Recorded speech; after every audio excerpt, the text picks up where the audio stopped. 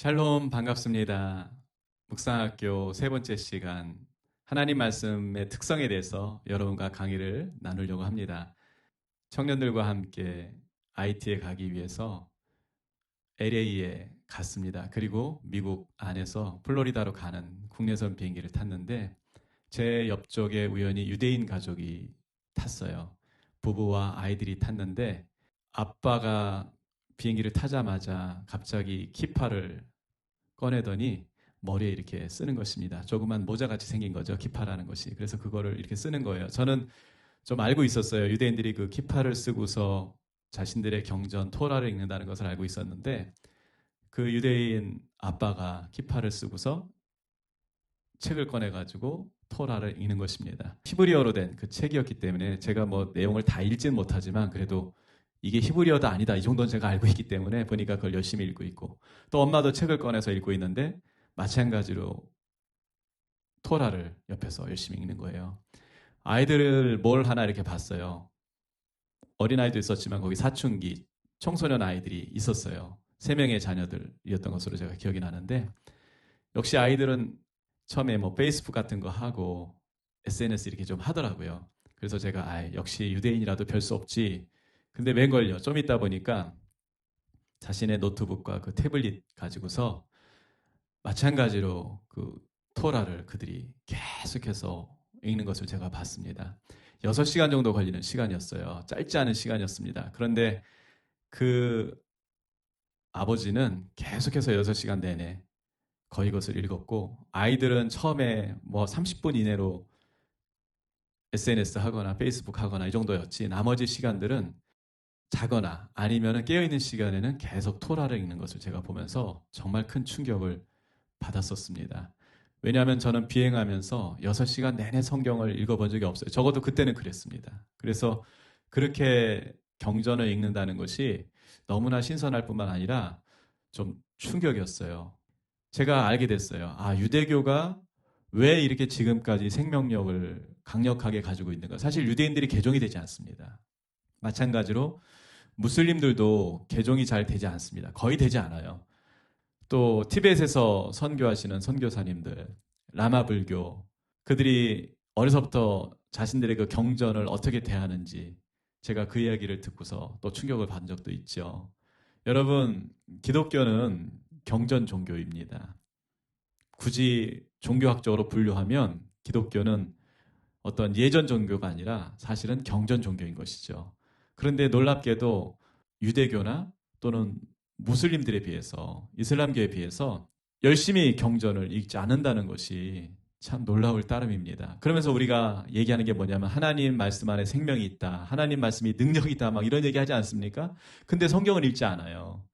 일생 성경을 한 번도 처음부터 끝까지 읽지 않는 그리스도인들이 의외로 많이 있지요. 신앙생활 오래 했음에도 불구하고 읽지 않는 분들 참 많이 있습니다. 그래서 저는 그런 말씀을 드리고 싶어요. 자기 신앙 연조만큼은 최소한 성경을 통독하는 것이 기본 예의다. 이제 저는 그렇게 말씀을 드리고 싶고요. 그건 상식이라고 말씀을 드리고 싶고요.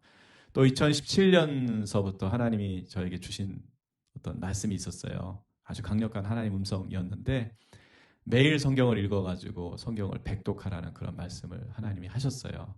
2017년도 7월 1일서부터 성경을 그래서 읽기 시작했습니다. 청년들과 읽기 시작했고 또 이런 이야기를 나누면서 또 다른 분들과 공유하면서 매일 성경을 읽어서 저는 이제 백독이 끝났습니다. 5년 동안 1년에 20독씩 해가지고 백독이 끝났고요. 또 다른 백독을 위해서 지금 가고 있습니다. 여러분 성경 잘 읽고 계시는지요? 정말 생명의 말씀이라고 생각하고 하나님 만나는 길이라고 생각하고 또 이것이 진리고 또 여기에 어떤 소망이 있다고 또 더군다나 우리 믿음의 근거가 하나님 말씀인 성경인데 정말 성경을 가까이 하면서 읽고 계시는지요? 이 강의가 어떤 분에게는 정말 회개를 촉구하는 강의가 될 수 있기를 바랍니다. 또 어떤 분들에게는 정말 격려가 될 수 있기를 바라고 더 나아가서 도전이 될 수 있기를 바랍니다.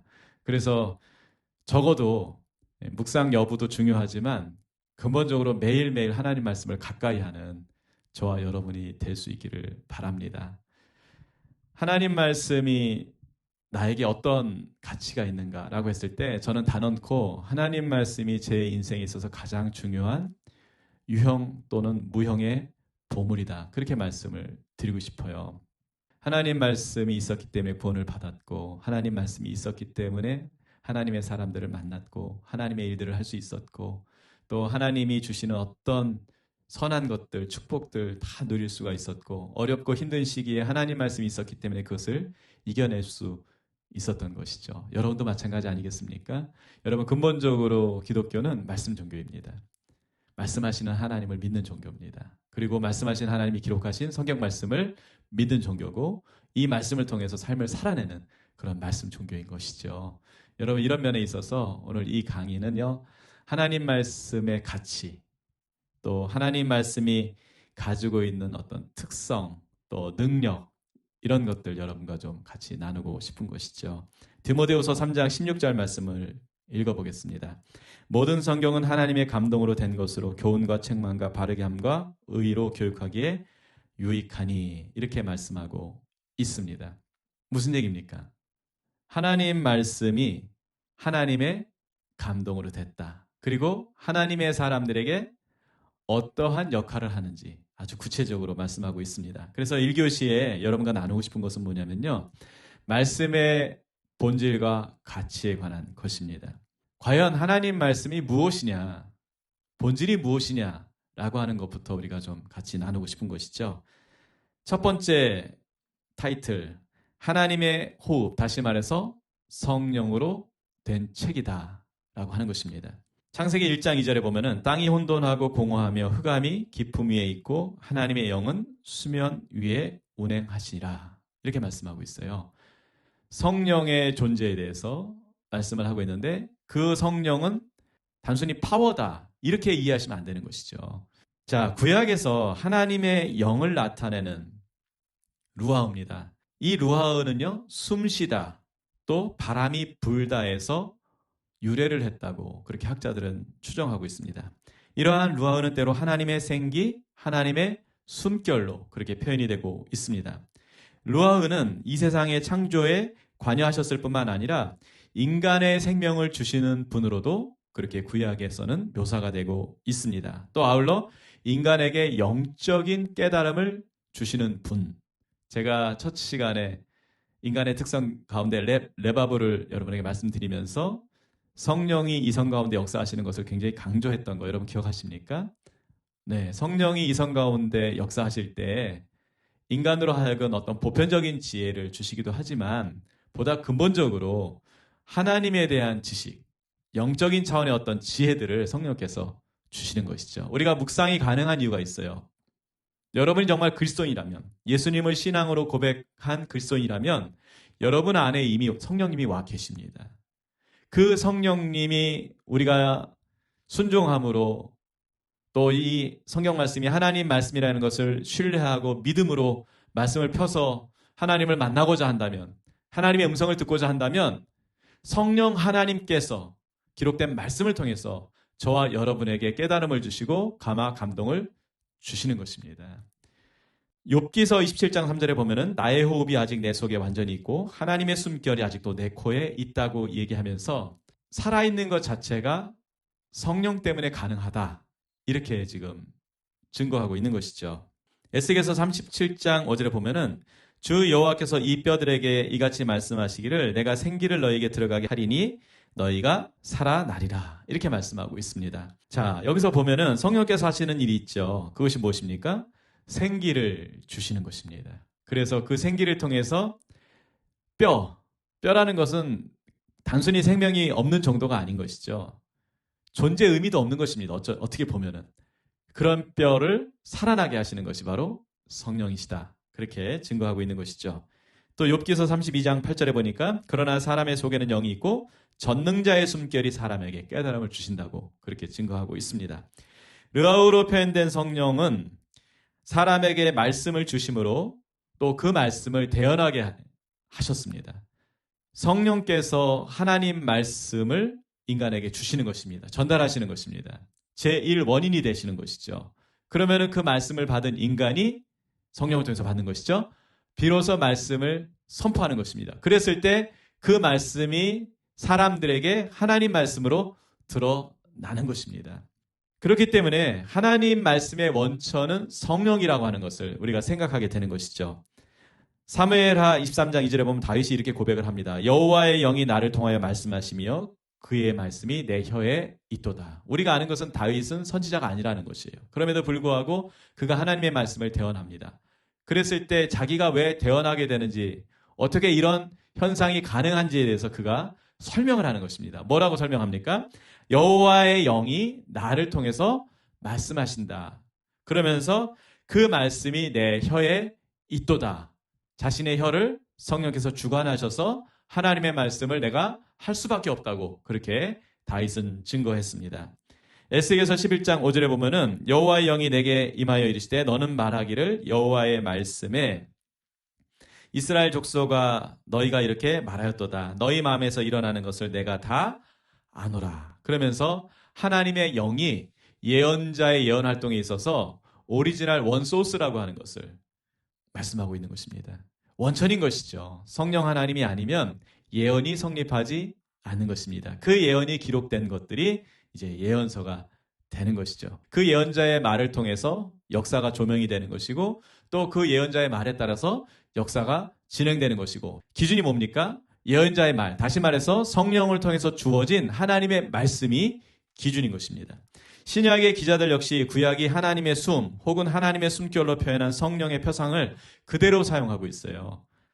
그래서 요한복음 3장 8절에 보면은 바람이 임의로 불매 내가 그 소리는 들어도 어디로 와서 어디로 가는지 알지 못하나니 성령으로 난 사람도 다 그러하다. 그러면서 예수님께서 구원 활동에 대해서 성령이 역사하신 결과다.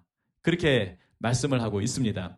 우리가 생각하기에 바람이라는 것은 기압 차이로 만들어지는 건데, 그러면은 예수님이 그 당시에 과학이 부족해가지고 과학 공부를 못하셔서, 그러니까 성령의 어떤 신비를 얘기하는데 고대 사람들이 바람을 굉장히 신비하게 생각했으니까 그런 어떤 현상들, 자연현상들을 가지고서 패러디해가지고 또는 은유적으로 성령의 어떤 역사를 그렇게 한 것이 아니냐, 이렇게 해석하는 분들이 있어요. 사실 이 해석은 본질적으로 맞지가 않는 해석입니다. 예수님께서 여기서 말씀하시는 것은 바람이 신비적인 것이기 때문에 성령의 어떤 역사도 이런 것이다 라고 하는 것을 신비 대 신비로 비유하는 것이 아니라 근본적으로 이 바람이라고 하는 것이 성령의 표상이기 때문에 그 성령의 표상을 그대로 사용하면서 그렇게 설명을 했다고 하는 것입니다. 그 다음 구절 보면서 우리가 이것을 좀 더 확인할 수 있는데요. 요한복음 20장 21절로 22절에 보면은 예수께서 또 이르시되 너희에게 평강이 있을지어다. 아버지께서 나를 보내신 것 같이 나도 너희를 보내노라. 이 말씀을 하시고 그들을 향하여 숨을 내쉬며 이르시되 성령을 받으라. 그래서 제가 여러분에게 나눠드린 강의 안에는 숨을 내쉬며를 굵은 볼드체로 이렇게 해놓으면서 괄호를 쳐놨습니다. 이 내용을 한번 빼놓고서 말씀을 읽어보겠습니다. 예수께서 또 이르시되 너희에게 평강이 있을지어다. 아버지께서 나를 보내신 것 같이 나도 너희를 보내노라. 이 말씀을 하시고 그들을 향하여 이르시되 성령을 받으라. 여러분, 어떤 내용이 더 이해하기가 쉽습니까? 숨을 내쉬며라는 표현이 없는 것이 이해하기가 훨씬 쉬워요. 숨을 내쉰다고 하는 것을 굳이 여기다 넣어가지고 굉장히 우리로 하여금 해석적으로 어렵게 만드는 것이죠. 여러분, 숨을 내셨어요. 왜 내셨습니까? 이것은 표상입니다. 성령이 예수님으로부터 나온다고 하는 것을 지금 상징적으로 예수님이 이렇게 행동을 하신 거예요. 중요한 게 뭡니까? 숨이라는 거, 숨. 바람인 것이죠, 바람. 이것을 제자들에게 이렇게 내쉬면서 성령을 받으라. 그리고 실제로 사도행전 2장에 보니까 성령이 어떻게 임하십니까? 급하고 강한 바람으로 임하셨다고 하는 것을 우리가 보게 되는 것입니다. 성령의 이미지, 성령의 표상, 심볼, 그것이 바람이었구나. 예수님이 요한복음을 통해서 또 사도행전 기자는 성령의 임하심을, 강림을, 그것을 구약의 루아흐라고 하는 그 표현을 이해하고 있었기 때문에 그 표상을 그대로 갖고 와가지고 이걸 이렇게 사용했구나 라고 하는 것을 보게 되는 것입니다. 특별히 요한복음은 성령님을 진리의 영이라고 그렇게 표현하고 있습니다. 성령님을 바람뿐만 아니라 진리의 영이라고. 진리의 영이신 성령님은 말씀의 영이신 것이죠. 사도 바울 역시 디모데후서 3장 16절을 통해서 성경이 하나님의 감동으로 됐다. 이렇게 이제 표현을 하고 있어요. 이때 하나님의 감동이라고 표현된 형용사, 헬라어 형용사는 세오프뉴스토스라고 하는 단어입니다. 세오프뉴스토스. 이 말은 합성어입니다. 세오스라고 하는, 다시 말해서 가시라는 말과 푸네오, 숨쉬다라고 하는 동사를 합성한 형용사인데 중요한 게 뭐냐면요. 이 단어가 헬라 문헌 어디에도 등장하지 않고 신약 어디에도 등장하지 않는 단 한 번만 사용된 합성을 하는 거예요. 그러니까 이 단어는 바울이 만들어낸 단어라고 저는 단언합니다. 그리고 바울이 이 단어를 고심하면서 만들 수밖에 없었던 것은 뭐냐면은 하나님의 말씀의 기원, 또 하나님 말씀의 어떤 본질을 설명하는데 결국은 성령 하나님이라고 그것을 얘기하고 싶은데 그것을 표현하기 위해서 세오프뉴스토스라고 하는 이 단어를, 형용사를 만들어낸 것이죠. 합성한 것이죠. 자, 문자 그대로 풀면 하나님이 숨쉬다 라고 하는 거예요. 세오스, 그 다음에 푸네오. 이 단어가 합쳐지면 사실은요, 주어 동사로 따지면 하나님이 숨쉬다. 이 단어가 합쳐져 가지고 하나님의 호흡으로 된, 그러니까 감동으로 됐다라고 하는 이 말보다는요, 정확하게 번역하면 이 표현은 하나님의 숨으로 된 또는 하나님의 호흡으로 된, 이렇게 번역하는 것이 문자적인 번역이 될 것이고 의미적으로도 이것이 더 정확할 것입니다. 자, 이 말이 왜 이렇게 강조가 됩니까? 간단합니다. 결국 하나님 말씀은 하나님의 숨이신 성령을 통해서 성립하게 됐다. 또 존재하게 되고 존속하게 됐다라고 하는 것을 강조하고 있다고 저는 그렇게 믿습니다. 결국 하나님 말씀은 성령이 아니면 하나님 말씀으로 존재할 수도 없고 성립할 수도 없어요. 그래서 제가 이사야서에 나와 있는 34장 16절 말씀입니다. 너희는 여호와의 책에서 찾아 읽어보라. 이것들 가운데 빠진 것이 하나도 없고 제짝이 없는 것이 없으리니 이는 여호와의 입이 이를 명하셨고 그의 영이 이것들을 모으셨습니다. 물론 이 말씀의 맥락을 찾아보면은 이것은 자연 생태계에서 그 생명체들의 암컷과 수컷 이런 것들 짝이 맞는다라고 하는 사실은 그 맥락에서 이 말씀이 나왔어요. 그런데 제가 이 말씀을 묵상할 때 루터가 이야기했던 성경 해석의 원리, 그리고 지금까지도 개신교의 정통 복음주의에서 고수하고 있는 성경 해석이 생각이 났어요. 그것이 뭐냐면 말씀을 말씀으로 풀어야 된다. 여러분 동의하십니까?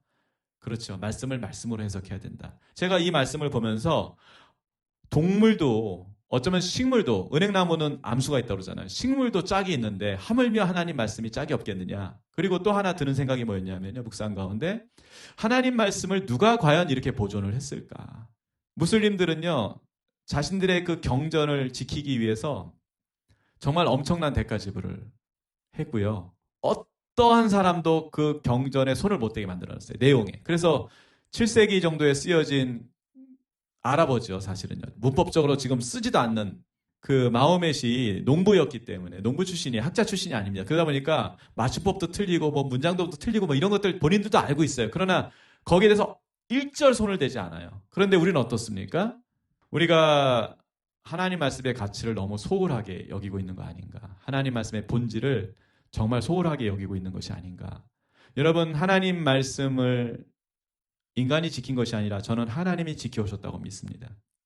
정말 인간을 사랑하시는 하나님이 하나님 말씀을 보존하셨고 지키셨어요. 그런데 인간이 그것을 훼손하고 간수도 못하고 이런 이제 상황이 벌어졌음에도 불구하고 여전히 하나님은 인간을 구원하시기 위해서, 하나님이 어떤 분인지 알려주시기 위해서, 또 영원한 세계가 있다는 것을 인간에게 가르쳐주시기 위해서 하나님 말씀을 하나님의 열심으로 지금까지 보존해 오셨다고 저는 믿는 것이죠.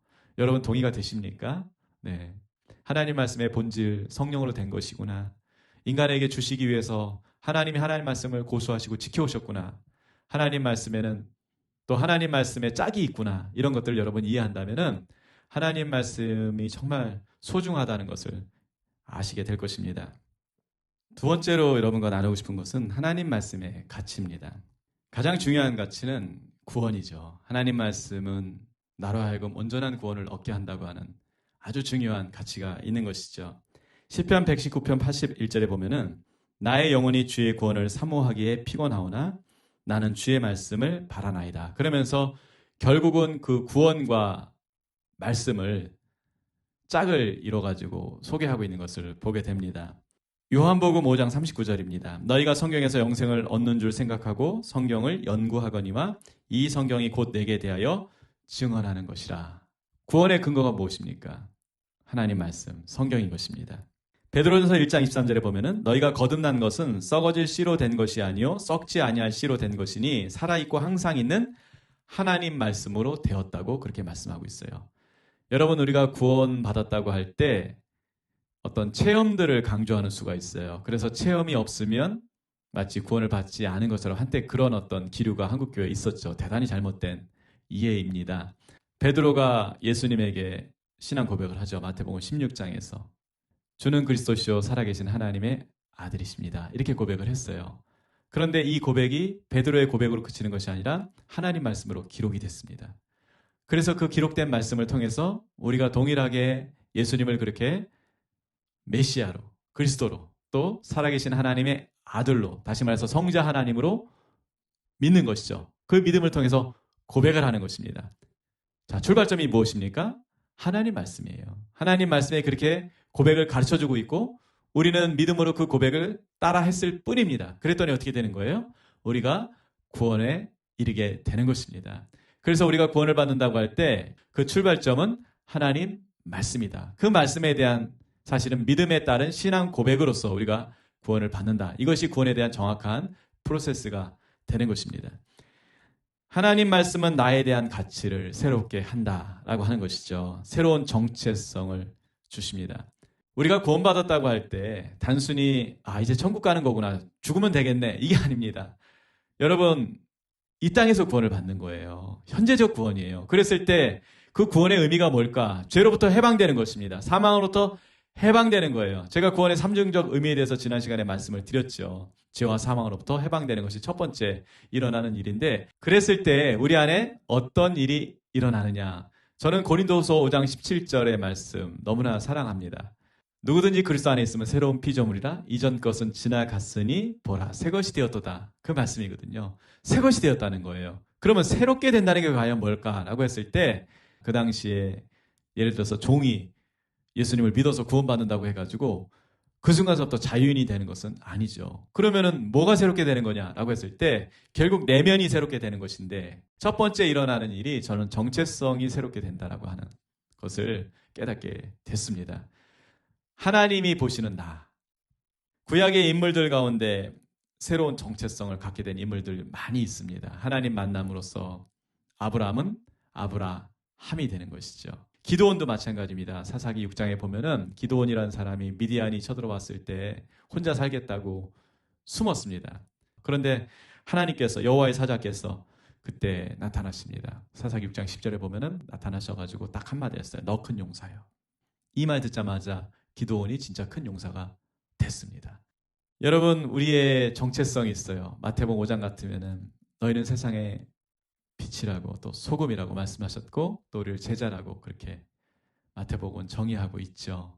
새로운 정체성입니다. 우리가 이 정체성을 갖고 이제 살게 되는 거예요. 정체성은요, 굉장히 어린 시기에 만들어져요. 주로 부모와의 관계 속에서 만들어지는 것이 정체성이라고 그래요. 대부분 잘못된 정체성을 우리가 갖고 있죠. 그런데 이제 하나님이 아버지가 되셨잖아요. 구원받는 것을 통해서 당연히 우리가 새로운 정체성을 갖게 되는 것이고, 저는 그리스도의 신부라고 하는 정체성을 갖고 있어요. 그리고 그 신부를 세우는 자라고 하는 정체성을 갖고 있습니다.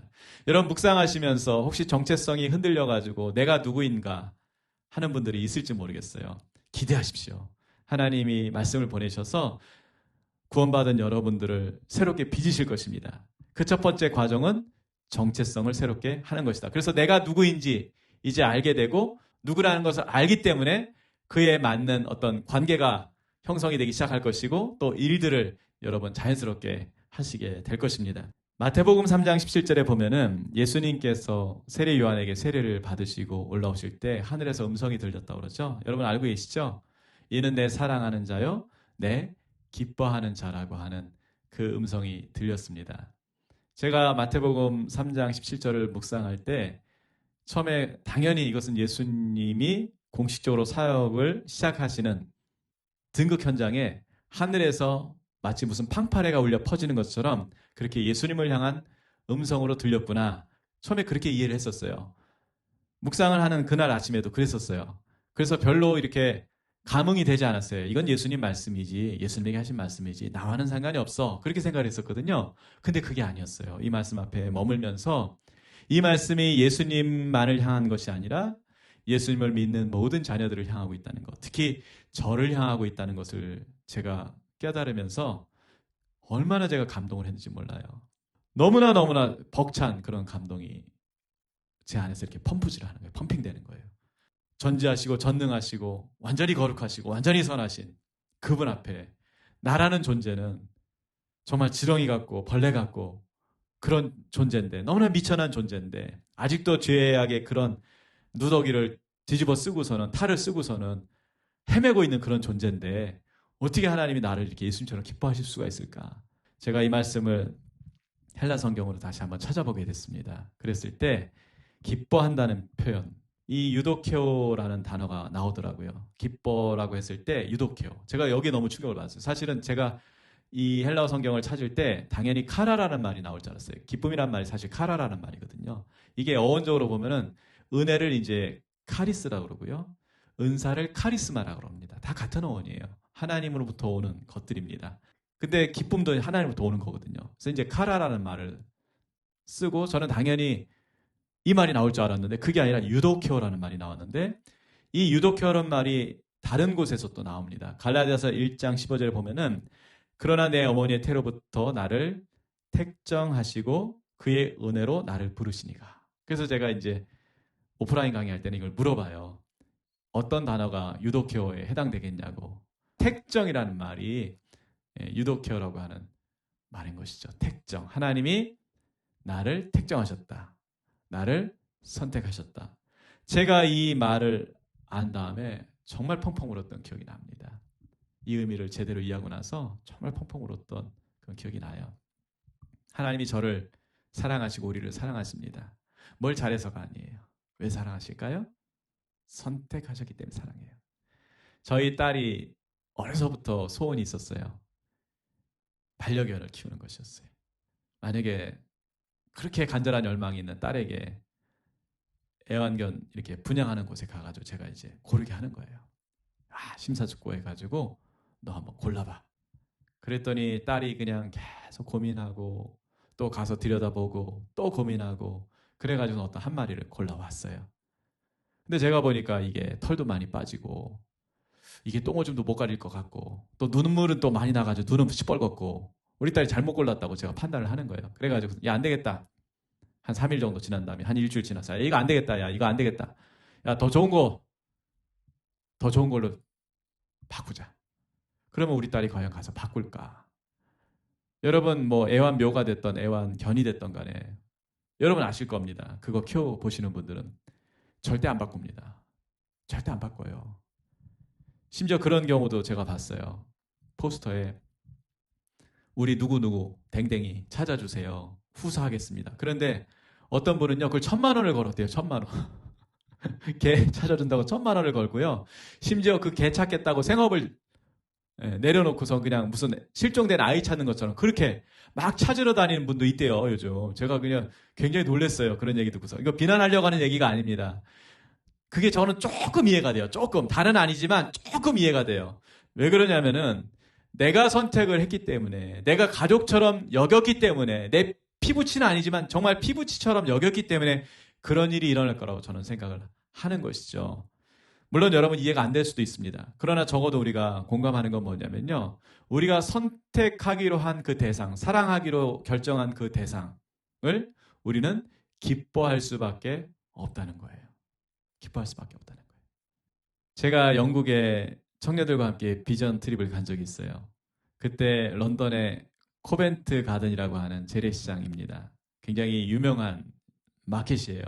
공연을 하고 또 이렇게 소품들도 많이 팔고 그래서 관광객들이 많이 찾는 그런 시장이라고 그래요. 그래서 거기를 이렇게 방문을 했습니다. 6월 말이었어요. 소나기가 내리는 그런 시즌이었습니다. 점심 먹고 아니나 다를까 소나기가 막 쏟아졌습니다.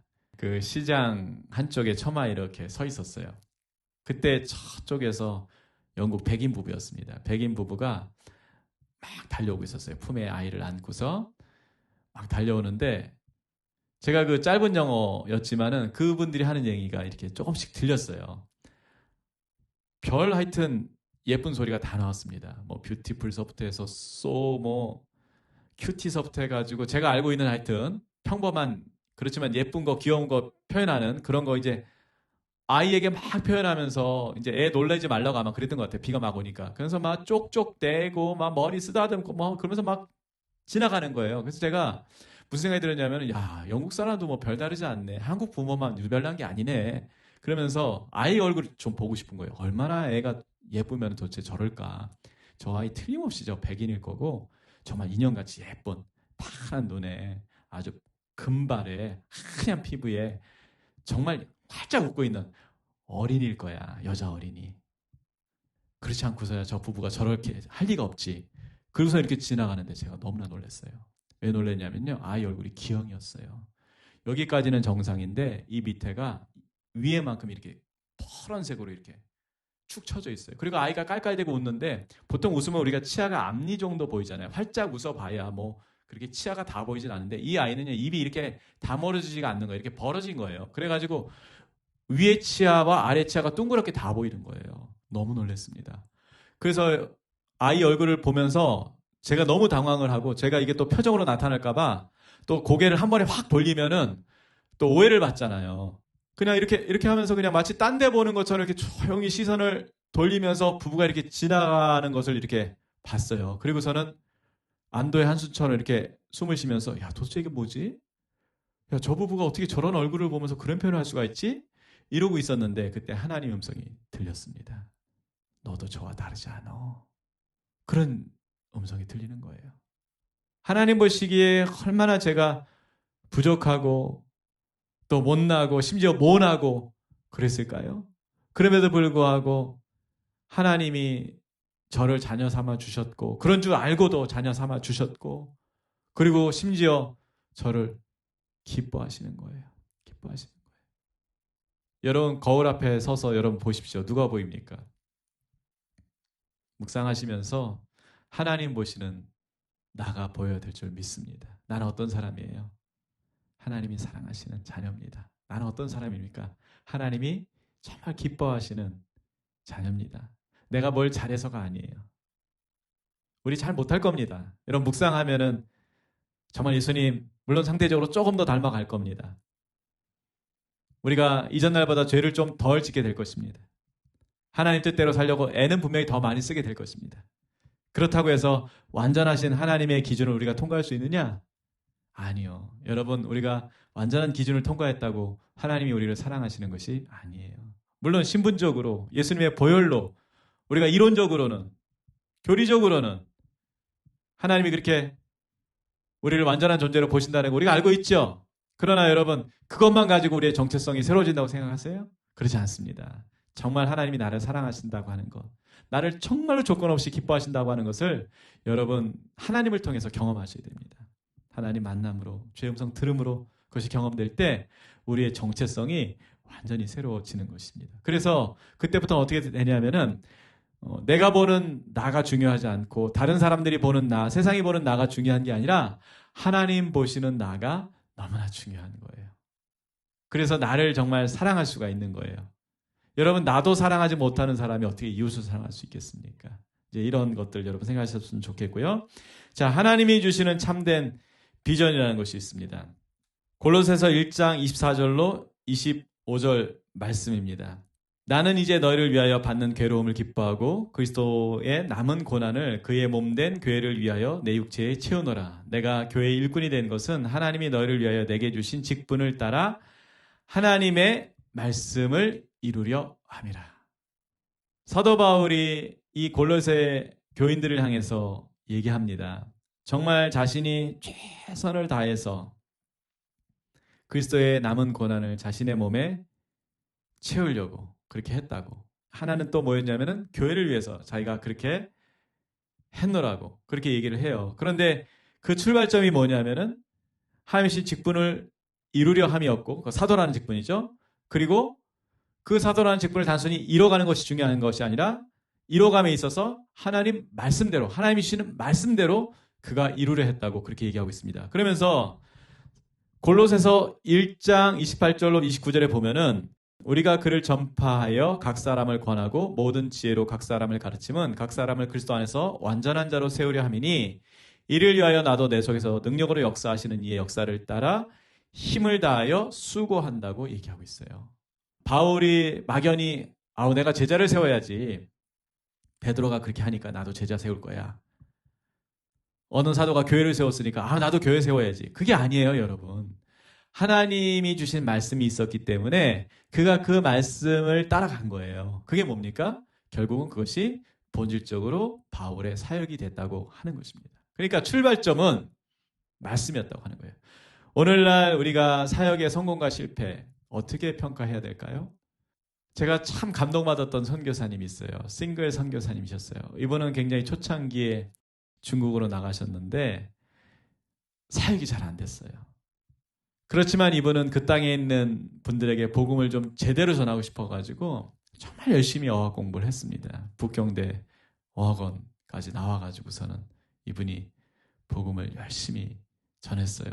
검소하게 현지인들과 함께 생활하면서 열심히 복음을 전했는데 이분이 선교 사역을 종료하는 시점이 돼서 막 펑펑 울면서 그런 얘기 했어요. 주님 너무 죄송합니다. 여러분 너무 죄송합니다. 제가 열매가 많이 없었어요. 애는 썼는데 많이 저는 전도 못했어요. 그래서 저는 너무나 속상해요. 너무나 죄송해요. 그러면서 막 우는 거예요. 여러분 이분의 사역이 실패일까요? 제가 2005년도에 가족들과 함께 캄보디아 갔다고 그랬죠. 그때 현지에서 만난 선교사님, 평신도시고 또 이분은 지역 리서치하는 선교사님이셨어요. 2년 동안 열심히 어학 연수하신 다음에 신문을 우연히 읽다가 시골 마을에 물 때문에 아이들이 죽어간다는 이야기를 듣는 거예요. 또 양식이 없어가지고 굶어 죽고 있다는 그런 이야기를 어떻게 신문을 통해서 알게 되었어요. 그래서 그 신문 기사를 가지고서 이분이 그 마을을 버스를 8시간인가를 타고 찾아간 거예요. 찾아가서 현지를 보면서 하나님 마음이 여기 있구나. 하나님의 음성을 들은 거예요. 이분들에게 복음을 전해야 되는데 당장 복음을 전하는 것이 잘 먹히지가 않으니까 이분들의 필요를 채워주면서 복음을 전해야 되겠다. 일단은 물부터 어떻게 공급을 해야 될까. 이런 것서부터 이제 차근차근 시작을 한 것이죠. 3년 동안 한 주에 한 번씩 계속 8시간씩 버스를 타고 거기를 왔다 갔다 하면서 그렇게 현지인들과 사귐을 갖고 또 현지인들 필요한 거 도와주려고 애를 쓰고 그렇게 했던 것이죠. 이런 선교사님 저희가 이제 팀으로 가서 만났습니다. 저는 이분을 잊지 못해요. 솔직히 고백하는 거예요. 3년 동안 자기 아무것도 한 게 없다고 그러면서 펑펑 우는 거예요. 선교사님이. 하나님께 너무 죄송하고 자기를 파송한 교회 성도들에게 너무 죄송하고 그렇게 이렇게 또 자기를 방문해 준 팀원들에게 이 팀에게 사실은 자기가 별로 보여줄 게 없다고 너무 죄송하다고 그러면서 막 우시는 거예요. 그러면서 겸손하게 저희들을 이렇게 안내해가지고 직접 같이 또 그 마을 찾아가가지고 며칠 묵고 또 저희 봉사하고 이렇게 왔는데 아무튼 그 이후로는 정말 놀라운 일들이 벌어져가지고 그 마을이 복음화되고 하는 그런 일들 봤는데 제가 그때 본 게 있어요. 안 게 있어요. 뭐가 사역일까? 제가 그 고민 그때 가졌었거든요. 그리고 묵상하는 삶을 살면서 이제 알게 됐어요. 여러분 정말 하나님이 원하시는 사역이 뭡니까? 결국 하나님 말씀을 이루는 거 아니에요? 예수님 사역의 출발점이 뭡니까? 결국 성육신 아닙니까? 그 성육신의 의미가 뭡니까? 말씀이 육신되는 거예요. 그게 성육신 사건 아닙니까? 여러분, 우리가 주님의 사역을 한다고 지금 애를 쓰고 있어요. 그렇죠? 정말 하나님 사랑하시는 분들, 묵상학교 정도 오시는 분들은 저는 정말 하나님을 사랑하시는 분들이라고 믿습니다. 지금까지는 그랬어요. 아마 여러분도 그럴 것입니다. 또 나름 여러분 교회에서 한 가닥씩 하시는 분들, 어쩌면 선교단체 같은 곳에서 열심히 활동하시는 분들일 수도 있을지 모르겠어요. 근데 여러분 본질적으로 사역이 뭔지 한번 고민해 보십시다. 바울을 봐도 그렇고 하고 싶은 일을 하는 게 사역이 아닙니다. 여러분 사역의 본질이 무엇입니까? 하나님이 나에게 말씀하시는 것을 이루는 것이다. 2012년도에 하나님께서 저에게 말씀하신 것이 있어요. 그 전에 저는 개인적으로 묵상을 했고요. 또 이제 묵상을 좀 강의하러 다니는 그런 정도의 수준이었습니다. 그런데 2012년도 봄입니다. 하나님께서 뭘 말씀하셨냐면은 묵상 학교를 해라. 그렇게 말씀하셨어요. 너무 당황스러웠어요. 왜냐하면 그때만 해도요. 제가 이렇게 물론 지금도 마찬가지지만 유명한 사람도 아니었고 또 묵상 강의를 그렇게 탁월하게 잘하는 사람도 아니었어요. 그런데 하나님께서 그냥 밑도 끝도 없이 묵상 학교를 해라 이렇게 말씀하셨을 때 너무나 당황스러웠어요. 그런데 제가 알게 된 게 있어요. 그냥 그 말씀을 따라서 어떻게든지 순종하려고 애를 썼는데 그런 과정 속에서 정말 이것이 학교가 되더라. 이거였어요. 묵상 학교가 되더라. 그리고 아마 죽을 때까지 저는 묵상 학교 사역을 하게 될 것입니다. 적어도 제 건강이 이상이 없는 이상 묵상을 가르치는 일, 묵상 학교를 계속 할 수밖에 없을 것 같아요. 왜냐하면 이게 하나님 말씀하신 일이니까. 이것을 위해서 저는 전력을 할 거예요. 2016년도에 청년들이랑 IT 방문한 거 제가 여러분에게 말씀드리는데 그때 우리가 미국 관광을 조금 했습니다. 라스베가스 호텔방에서 제가 또 하나님 음성 들었어요. 일생 잊지 못할 음성입니다. 네가 다른 사람의 꿈을 찾아주는 역할을 할 것이야. 비전 파인더가 될 것이다. 그 얘기하셨고요. 또 하나는 너는 무빙 처치가 될 것이다. 움직이는 교회가 될 것이다. 그 얘기하셨어요. 가만히 보면 지금 그런 일을 조금씩 하고 있는 것 같아요. 아마 하나님의 시즌이 됐을 때 더 적극적으로 하게 되겠죠. 네. 자연 묵상 리트릿 같은 거, 또 제가 생각하고 있는 해외 묵상 여행이 있어요. 그런 것들을 통해서 아마 이런 일들 가능하지 않을까 그런 생각하고 있습니다. 2017년도에는 또 떼제 프랑스 떼제에 가가지고 하나님 음성 들었죠. 그리스도와 한몸 된 신부를 세워라. 저의 비전입니다. 저는 이 비전을 따라갈 겁니다. 하나님 주신 말씀이기 때문에 저의 생명이 다하는 날까지 정말 최선을 다해서 일을 할 거예요. 여러분은 어떠십니까? 여러분 묵상하신다는 의미가 뭡니까? 존재로서 새롭게 되고 또 하나님과의 관계가 새롭게 되고 그치는 것이 묵상이 아니에요. 묵상은 굉장히 역동적인 것입니다. 여러분 이 시즌에 정말 본질적인 사역을 찾으실 수 있기를 바랍니다. 발견하실 수 있기를 바랍니다. 이미 어쩌면 하나님 이미 말씀하셨을 수도 있어요. 그런 것들이 새로워질 수 있기를 여러분 바라고요. 혹시 그런 거에 대한 개념이 없으셨던 분들이 있다면은 이 묵상함께 오셔가지고 하나님의 음성을 듣고 내가 일생 이 말씀을 이루어야 되겠구나. 여러분 예수님께서 이루시고자 하는 말씀 단 하나 아닙니까? 십자가 짐으로써 우리를 구원하시는 거. 그거 아니에요 결국은. 그것 때문에 예수님이 오신 거잖아요. 그 말씀 그냥 이루셨잖아요. 그래서 예수님이 십자가에 달리실 때 뭐라고 말씀하십니까? 돌아가시기 전에 마지막으로 하신 말씀 다 이루었도다 아니 다 이루었도다. 저와 여러분도 그렇게 고백할 수 있기를 바랍니다. 네, 수고하셨습니다. 1교시 여기서 마치도록 하겠습니다.